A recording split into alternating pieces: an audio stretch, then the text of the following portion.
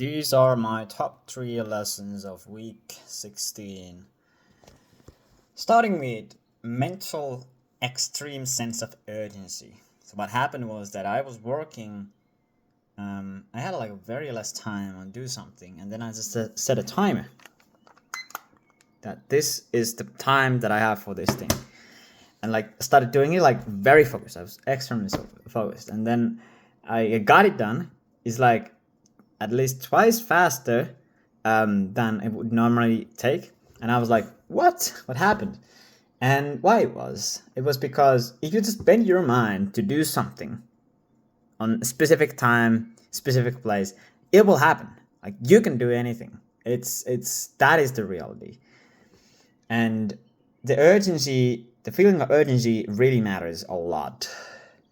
And the fact is that you can really make things take as long as you want.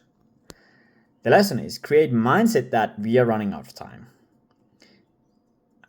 Mindset that we don't have enough time. And set tough timelines for things and get hyper focused to do the things. And compress the times constantly. Constantly pushing. Then the steps are. So you start the activity, set a timer, measure how much things take. Like set okay, it will take this much time, and then you focus, and you try to do that in that time.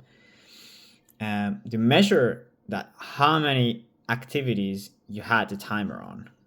So you set the timer on, and then you measure like, okay, this time each week, to your notebook, and at the end of the week you go back to that and check how often did you use the timer and how effective you were, and then question everything. Remind everyone that we don't have enough time. We don't have much time. That is the thing. All right. The second one, this was hard for me to really figure out like in quick brief time, but deciding what to do and doing that faster than anyone else, like how to do it.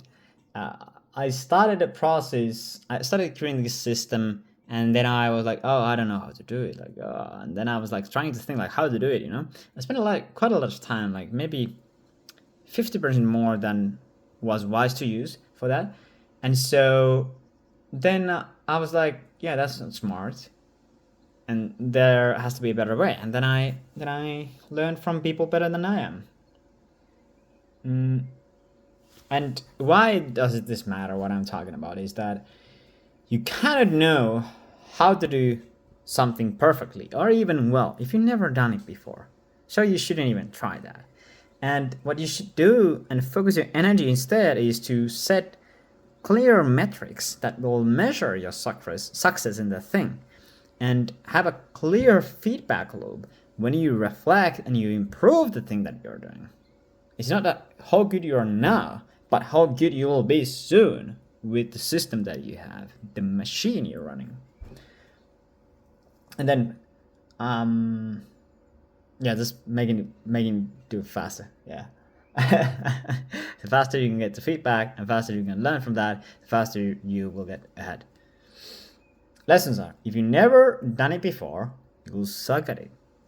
And so make it imperfect and focus on clear success metrics and start measuring by over time, reflect and improve the thing that you're doing. And second lesson is remove all the parts from the processes that aren't necessary. This is just like very important. I'm just repeating it all the time because it's so important. The steps are, so what is the goal? What is the simplest step to get there? What are the simplest steps to get there? Second question. You ask, what are the 3 measures for success in this thing? What are the top 3 measures? 1 to 3. It should be at least like minimum. And then ask, how can we make the process take 5 times more? how can I make it take 5 times more? And once you make your list of that, then you check like what are the top 5 ways to make it take 5 times more, and then in your WebS, you try to delete that thing that will make it take 5 times more, and then you minimize the processes that will make it take the most time. The first you try to delete, and then you try to minimize.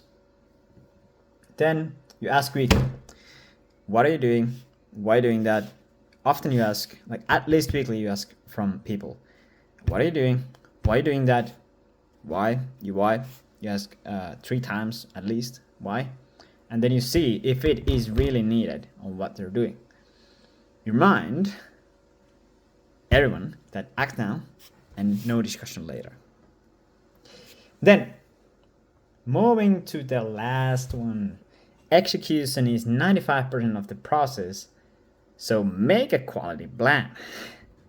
If you know how to do it, then make a plan. What happened? So my friend wasted a lot of time because he didn't make any plan, and he didn't really think about the thing strategically, and so then he ended up wasting a lot of time and effort. That's what was the most painful for him. Lesson is, understand that execution is 95% of the whole process, so dedicate the needed time for quality, strategy, and plan. The steps are, for improvement, is that ask yourself, how many months I'll be involved in this? Okay, if it's more than one, then you take the number, how many months you will be involved, roughly. Okay, and then you multiply that with 10 minutes. So then if you'll be 6 months, then it's going to be 1 hour. You start the timer. The first you ask, what are the highest likely ways to fail in this? Then you take the top 20% likely to happen from those things, like highest likely ways to fail, and then most likely to happen. Choose those things. Then you take the top 2 to 3 things on that are the best and most probable, and you turn them to solutions so that you can win. You add variables under each thing that will happen. So you'll add cost, effort, and time, TEC. Cost, effort, and time. So sorry, time, effort, and cost, TEC. Then you calculate the opportunity cost of those 3 options, and you go with the best one.